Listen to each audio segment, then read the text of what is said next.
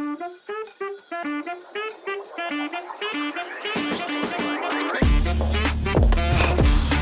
day.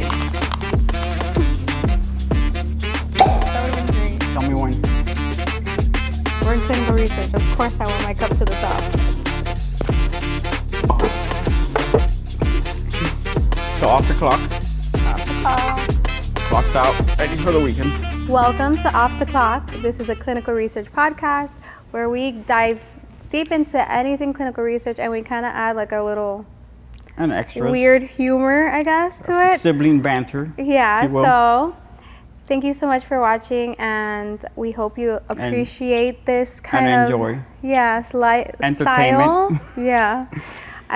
We really wanted to do this so that we feel like when you get off the clock, you have someone you can relate to, someone you can talk So to. you don't have to be so formal, kind of. Yeah, it's you know. not professional. It's kind of casual. But, real.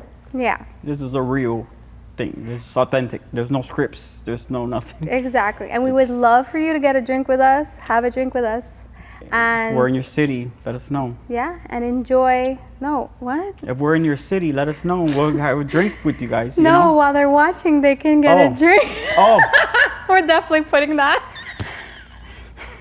but if we're ever in the city, if you guys Yeah. are right, we're Yeah, more than welcome to join us at wherever wherever we we are. And But for right now, on your Chit-chat couch research. or wherever you're watching, grab a drink and let's just chill out and talk about research. so, how's your day, Jen? I don't know. I was on PTO and I still had to join meetings today, so Sucks for you. I wanted to. Okay. So, Sure. how was your Sure. day? My day was great. A regular day, stressful as hell. Stress is full. I could tell by the way you said that. Stressful as hell. Yeah, the wine's already hitting me. I'm kidding. I can't wait. Okay. But yeah, it's a normal day, in research, Yeah. You've been in the sites, so Yeah. you can relate. So why don't you give a little background about yourself, what you do, what you've Okay, done? so I wasn't in research my whole life. I started when I turned 18. I became a mechanic, cars, my hands, problem solving, fixing cars, stuff like that. And my mom in 2010, she opened her own research site. Yeah, she was kind of tired of making other people rich, and she was like, let's just try to do something for ourselves. For Yeah, once. and she wanted to leave something for her kids, her family. It's not just the two of us. We have one more sister in research too, at the Yeah. site. And in 2012, I took a break from being a mechanic. Because it's crazy, sucks. It's worse because it's hot. Yeah, now I had nobody to work on my car. Yeah, I can't. Like, do you want to do research after you get off and punch out? You want to go home and read protocols I when you're off the don't clock? know when exactly it is I punch out. I think the lines You are don't- very so blurred. this is your first punch out in. I feel like, yeah, in a while. So in 2012, I decided to take a break from mechanics and join the family business. And I was already there, guys. she was already there because I already had my career. I'm the oldest, so. Yeah, you could tell. And no, I bet you they can't tell that I'm 40. You're pushing 35. You're already 35, so sorry. It's my sister. I can do that. You just told everyone my age. So what? We don't look our age. We're good. Anyways. So, but yeah, I started and it was tough. Those years that I started there, it was tough. Like tough. When you're starting out like that, crazy. I know. We had a rough time, and especially being a site in Miami, Oh my God, yeah. where all the sites and all the duplicate patients and, Yeah. trying to shuffle through the right patient, the patients that are not, career patients. Professional patients. Professional patients, yeah. It's difficult in Miami, as I imagine in any big city. Yeah. I mean, you would know more about that than me. You're the sponsored person. anyways. You have more experience with that side of it. But, Yeah. You know, and then it's happened from there. And then when COVID hit, that was another big bang to our site. You know, just being in Miami and the COVID thing happened, and then all of that. And if you're not getting COVID studies, you are not getting anything. And in that time, being a site in Miami, you couldn't get a study just because you're from Miami. Yeah. It was. That's actually what rough. inspired, that time was what inspired me to even apply for somewhere else. Like, because it was so hard, and I was like, I have to, Yeah. I have to let it go, because I didn't want to add like that extra salary. And I was just like, you remember, I applied for a whole year, applying to like, I think I did like 40, 50 interviews, and I always got to the last, and nobody wanted to CROs take or sponsors? CROs, sponsors, everybody, and nobody wanted to take a chance on me. I remember it was like, I was like, wouldn't I either. know that I Kidding. She's the Wikipedia of research. I knew The GOAT. The GOAT. You have a question of research, she knows every answer. No question. Without hesitation, she will tell you before you finish talking. Oh my God. Well, anyways, I knew I could do it. So I kept, and then Icon gave me my chance. It was, Lucky for Icon. You know what? That's the nicest thing you've ever said to me. I'm kidding. GOAT is pretty good. I just called her the Wikipedia of research and the GOAT of research, and she's saying that's the nicest thing I ever said, that lucky for Icon that they hired her. See what I get? For being nice to her, I get better reaction when I'm mean. Sibling. She's the youngest, so. Yeah, that means I was the. But she's she's the best of us, though. No, I'm not. Okay. She's the best of us. Yeah. Okay. Whatever. I had a lot of mistakes to learn from that I We didn't all have did. to do. If you don't learn from your mistakes, I learned from yours. If you don't learn from I mistakes, learned from and everybody that's why the else's. youngest two was the best of us, because she saw mine and my sister, the middle sister's mistakes, and she learned from it, which that's a smart thing to do. Thank you. It's a smart thing to do. So I had nobody to learn from, so I threw myself in the wind. I was doing. We have two half sisters older than you. Okay. They don't be know. dramatic. You know, but half sisters. Don't be dramatic. Anyways, so what's new in the world of the CROs? It's Jen? confidential. So if I email you, it's gonna take you a few days. It's to gonna take me respond? about 2 to 3 business days to respond. And I'm gonna get an out of office message. Where you're No, saying. because I always forget to put it. But yeah, Are you sure? yeah, I always forget. Actually, I'm on PTO now, and I don't have. My mailbox is full of out of office messages, and there's no holiday in the near future. Summer's a holiday, okay? And CRO Yeah, world. and sponsors, okay? It's a All right, holiday. it must be nice. So what do CROs have? Problems like I imagine recruiting. Oh my gosh. Recruitment. Yeah. Patient So recruitment and I think retention. I think about 80% of studies do not meet their recruitment goals, and it's But hard. 80% of the sites that can reach your recruitment goals, you don't give studies to. So, Because sites don't know how to fill out feasibilities where it's actual real numbers. You guys are like, oh yeah, what is this? Oh, diabetes? Oh, I have 30,000 patients. It's like, but what do you want us to say? You guys don't take them anyways. You guys throw a dart at a donkey. well, if you were to put accurate numbers, maybe we can get more sites. What makes you think they're not accurate?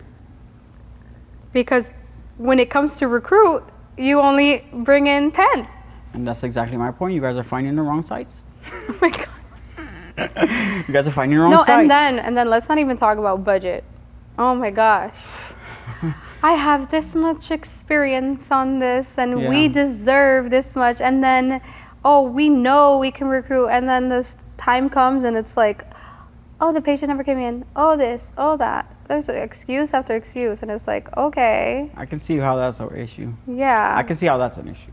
But can you see how it's an issue where you have sites that are really good and stuff like that? And 1,000%. recruitment plus, 1,000%. high enrollers, no deviations and all the monitoring visits, but we still have problems getting studies because we're from Miami. Well, it's not just Miami. I think there is definitely a disconnect. Oh my God. Get him. I literally said She dick. slipped. Oh my God. So there's literally Okay. No, and I agree. I think there's definitely like a disconnect between the sponsor and the sites. And that's my whole thing. And you know that I advocate against bridging that gap. maybe making the sponsor, CROs, and the sites more personable, so that you know who you're dealing with, and not just taking a site on their word on feasibility. There's a lot of sponsors that kind of reuse sites and stuff like that. Use past experience, and but don't you think that also kind of limits, like, if any new site wants to open, or anybody who is good who hasn't had the chance to work with a sponsor, don't you think that hinders their ability to do that, because they're going to just reuse the same sites? It does. And what if they reuse the same patients? So then you're basically duplicating data from a previous study. And I understand that's your issue with sites in Miami, because there's a lot of duplicate patients. Yeah. And I understand that, but there are a lot of honest, hardworking sites that 100%. don't do that kind of. And I will tell don't try you, to recruit patients that are professionals. If there's anyone that tries to advocate for sites on our side, it's definitely me. Like, anytime I hear in any meetings, because there's a lot of like meetings, anyways, there's a lot of meetings where there's it's like a town hall almost or something, and then it's like, let's say all one sponsor, and they're all kind of going over their study, and every time I hear somebody's having recruitment issues, like, I always reach out. I'm like, what do you need? You're like, I have sites that can. I know a lot of sites. I've worked with so many sites. I've been in research for 14 years. What do you need? But why not? Why doesn't project managers go with their go-to sites that they know can fill the recruitment? Most of them don't have go-to sites. But why? Because they're not from the site. Get your go-to sites that you know are going to recruit. Get the job done. Get it fast, and then go and pick the rest sites are just going to keep getting more and more studies, the same ones, and then it's going to leave the same problem. But if you have your sites that are good, it's not going to fit. Most of the time, it's not going to fill up your recruitment. Your recruitment thing. You think that. There are sites like we were back in those days, that we were small and nobody knew us, and we did good work, but we still didn't get picked because I guess Miami I don't know. I just don't understand, and that's why you being on that side is so good to know and get information from. So that's my whole goal, right? What can the little sites do to be more out there, out in the open, and being like, look, we're a good site. We'll take care of you. We'll do the things right. Well, if you let me explain, we could definitely get there. Well, if you let me finish. We could definitely get there. No, but I feel like we're back at home. No, but honestly, that's what I try to do. Like, I don't know, so I'm not a site ID lead or like a activation You're a specialist. Big time project manager. Oh God. Anyways, I hope the camera got that rolling eyes, because I get that all the time. Anyways, but I do ask a lot of questions. So, and they kind of just do it based on their systems, and it's like they just kind of generate sites and then they send out feasibilities. They do the easiest thing they can do, right? Did you know that like a majority of sites don't even respond to feasibilities? I didn't even know that. That's absurd. Like, I remember there was a study that we did, and they sent out feasibilities, and there was 300 feasibilities sent out. That means 300 sites were contacted, and only like 40 responded. So, I mean, it also comes down to sites actually being responsive to their emails. Do you know how hard it is to get in contact with a site sometimes? Man, sometimes we're asking for stuff that's an indication of they're not the right site for your study. That's an indication. Exactly. You want right away, whenever I got an email, when I was doing BD and for the site, whenever I got an email offering a study or anything, the minute it came in, I was filling out that feasibility before it even finished loading. Yeah, why wouldn't people? But I think what people often forget is follow-up. Like, follow-up is so important. After you fill the feasibility out and find out, hey, but a lot of people probably don't want to bother. Don't wait, because that's how you get forgotten. So it's not about bothering or nothing. It's about just keep on, because you guys must have millions of emails. If they sent out 300 feasibilities, And it's for one person's getting all the emails right Most back? of them, yeah. So I can understand that too. Yeah, so follow up. Like, I can understand that too. How, I can't understand on the site side how how they don't respond to feasibilities unless and there's an option. Do you want to study or not? If you don't, then reply. Some people do. But some people do. Out of 340 only, those are the sites that you have to put on your do not fly list. Yeah, but what I don't understand, right, is how did they, let's say they sent it out to 300 sites, but then most of the sites that I know are good sites weren't one of the 300. And it's like sometimes, so sometimes as a project manager, that's where you have to step in. So like I'm always like the one like proactively, I'm like, okay, what are these sites saying? What are they saying they could do? Like I'm always super involved, like I'm hands-on. And then if I see like, okay, we might have a problem. Like, okay, we started up 10 sites and we're not meeting, we're really not enrolling, or like the screen failure rate is high. I always are like, analyze why the screen failure is high. I go to the sponsor and I'm like, okay, look, you have 20 sites budgeted. I think you should do more. Or I think we should do this. Like I always give suggestions. Do you go to the site and ask them, hey, look, why is this happening? Why is there so many screen fails for the same reason? Or are you guys pre-screening? They always give excuses. They say, of course we are, blah, blah. But then you have, then the same site and they keep doing the same thing. Yeah, and then the same site a week later will email us and say, hey, do we really need to have this? Like, let's say, I don't know, like this level, a history of this level being low. It's like, yeah, how else are you going to know that they have that condition? You know what I mean? So it's like, I feel like sites, and then they always budget like the screen failure ratio where it benefits them, and it's like you can't do that. People don't understand like it's about the research. At the end of the day, it's about the research and the data being correct and they don't want you, right. They don't want you to stop enrolling because, like, let's say you reach your screen failure goal, but they also want you to vet your patients well enough where you don't have high screen failure. It shouldn't get to that point. If you have a database with a certain amount of patients, you should know what those patients in your database are good for, and then you reach out to ones that fit in. Yeah, so let me explain why the feasibility is so important, right? So let's say a study needs 300 patients, right? They vet sites, and then all these sites, let's say 20 sites altogether said they could do 400. Altogether, you add them up, and they're like, oh, we can bring in 400 patients. Okay. Why would you get more sites if all these sites are going to get your 400 patients, going to get you even more? So you're even giving yourself a little buffer. Because in a realistic world, exactly, it's not always going to happen that way. Like, okay, so you have to look at it on our standpoint. We're trying to save the sponsor money. We're trying to watch the budget. We're trying to make sure that everything stays within. So what are we supposed to do? You know, so what happens is, and that's why 80% of studies have recruitment problems. And I really think it goes down to the core of the feasibility. Think it's the feasibilities? Yeah, because I mean, we're here assuming, and then when we ask them when the study is starting, like let's say in the SIV, you know how they always ask you again, and it's so funny. Yeah, oh make my sure gosh. you say the same things. Hold on. I wanna say this to the camera. On LinkedIn, I have seen many people asking, why do you ask the same question that you do on the SRQ and the SIV and the PSV? I wanna let you know why. Because of this. Because people always overdo it with the numbers. So then we ask again just to make sure. Most of the time people don't save SRQs, and we know that. So what do? We ask the question again, and then their numbers are always different. They're always lower. And do you guys choose sites depending on that? FRQ, the SRQs, yeah. That's good to know, because you know we do, and the sponsor reviews it. Honest and the same. Yeah, because keep a consistent number. It affects the budget, because it's different when you're starting up and you're like, okay, these 20 sites that we initially thought were gonna make it for us, they did the SRQs and they told us that they can do a certain amount, right? It doesn't reach 300.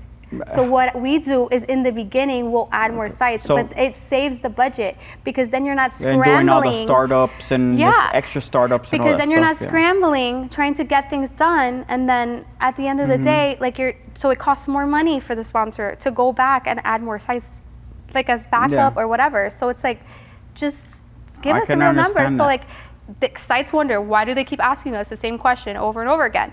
That's why. And why do PMs not keep the good sites on their list and put them for, recommend them for each study? Because it's the same thing. Like they want to give a lot of people the opportunity, right? But see, I believe in in getting the job done, right? The accurate data is what this is all getting about. Getting the job done getting and accurate the best data to save lives and in the help most efficient people. and most budget-friendly way. Yeah.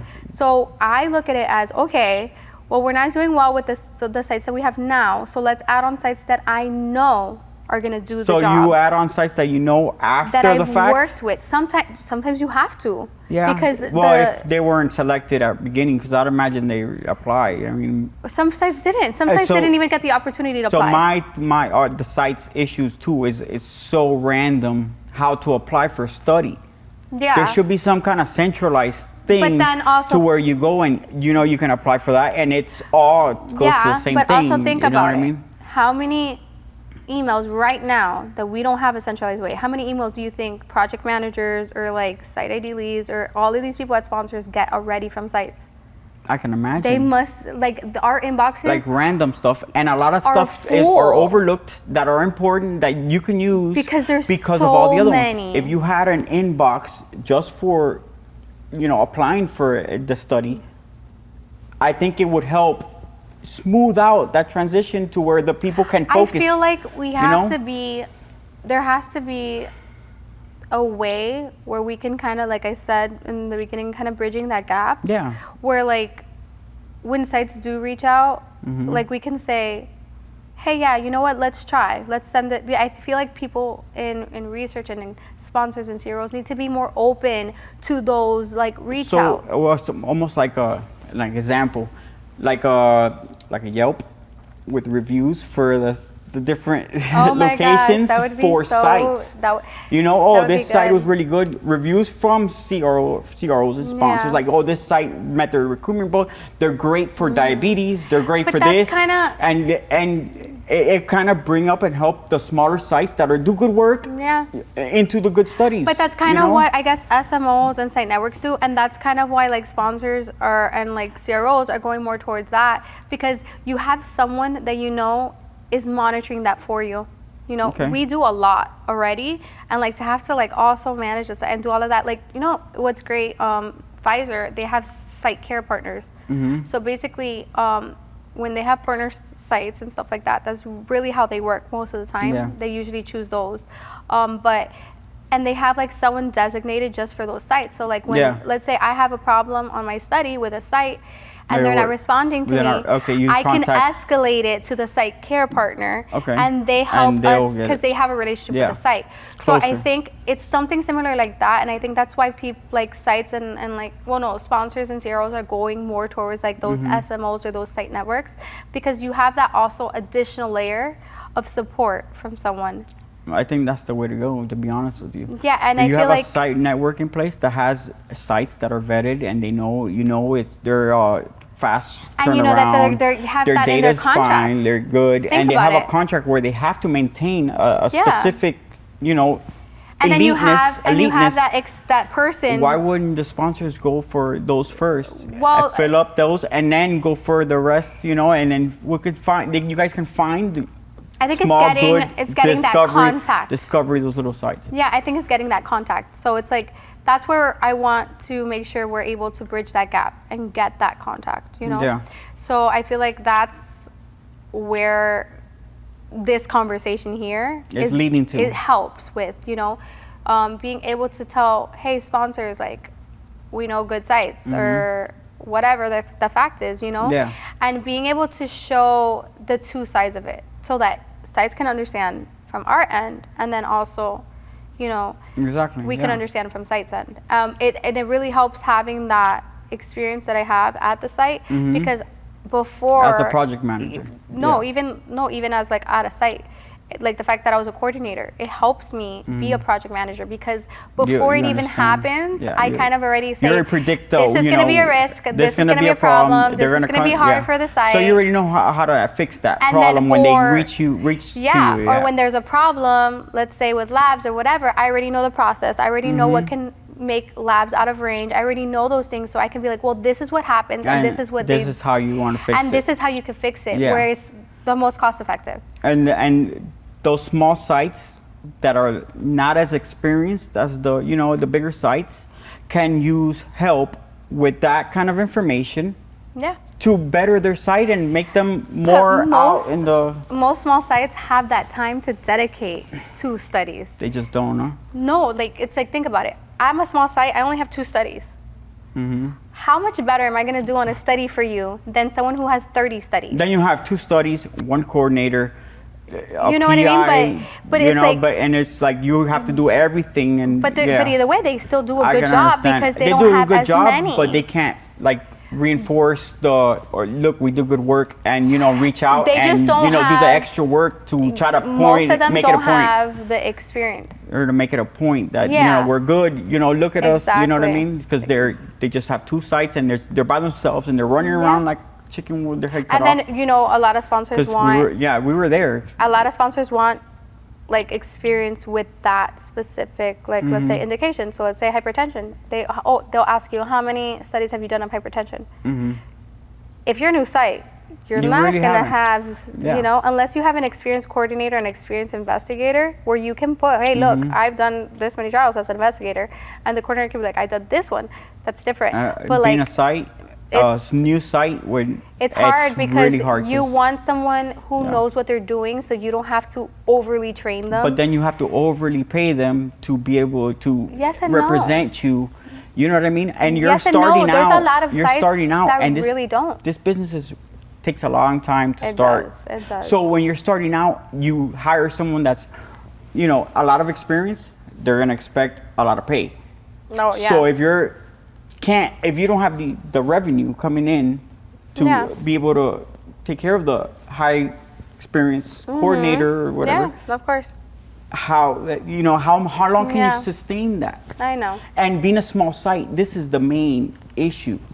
You know what I mean? How long can you sustain And that's what I wanna the rent help. and all this? I feel like And that's what we need to help the smaller sites, because they usually have like really, really good work, genuine work, on because they're top not of that, overworked. the small sites, exactly, they don't have a big workload. You have a site that never had a study. Yeah. You gave them a study, and that study is going to be immaculate because they focus on Yes that and study no, only. but yes. If they have a little bit of experience, They need to have experience, and they can make it immaculate. That study will be immaculate. Yeah. Because they're focused 100% on that study. Yeah, 100%. You know what I mean? And that's why we But also ask, it's- how many studies do you have at the moment in the feasibilities? But And and people the always sites, lie. And the site side, if you have little studies in the feasibilities, we feel like you guys won't give us a second look if we'll have 2 ongoing studies, 3 ongoing studies. You know Yeah. what I mean? Because you'll think that, we're No, little, we don't know what we're doing. no, That's what it actually- feels like on the site side. Yeah. When in those feasibilities, and that's No, where we you're actually thinking, the do it feasibilities. to see if you have the capacity to take on the study. An extra, Yeah. okay. So, but But that's this exactly was, good. as you can see, this was a great conversation. Yeah. We want to end it there on a great note. I think That's good was information. a lot of there. information and stuff. For our first podcast, I mean, that's pretty good. So, but I want to end it on like a real off the clock happy hour style. So I want you to play a song that nobody would expect you to listen to. What? Where did this come from? We didn't plan this. No, we didn't, but I want you to do it. So get your phone and play a song, and I want to let's just end it on a good note. Oh my God. All right, that's gonna be weird, but this is a song. It has to be someone like a song that you think nobody would ever know that you would listen to. I don't listen to it, but it's kind of like a thing with my daughter and I. Okay. But let me see if I can find the name. Yeah, That is it. Okay, go. this is my song. My daughter put me onto this, and now every Christmas gave you my heart, and the very next day you gave it away. Next year, save me from tears, give it to someone special. All right. Well, thank Do you I look guys. like I would listen to that? No. That's my daughter and I's little song for Christmas. Gave it away. That's mine. So hers is next. So be ready. Well, thank you guys so much for tuning in to Off the Clock, our very first episode. I hope you enjoyed it as much as we did. Yeah. We'll make sure to bring out more content, more shows weekly. I think we're going to try to do. Weekly, bi-weekly, at least at the beginning. It might not be as consistent, current, as consistent, but we're definitely going to try. Weekly, bi-weekly, depending on interests. Yeah, so please like, subscribe, do whatever it is that people do, because I don't know anymore. I don't either. I'm We're too old for this, yeah. But thank you so much for watching, and we hope you enjoyed it. Bye. Have a great day. That was pretty good. That was good. We did good.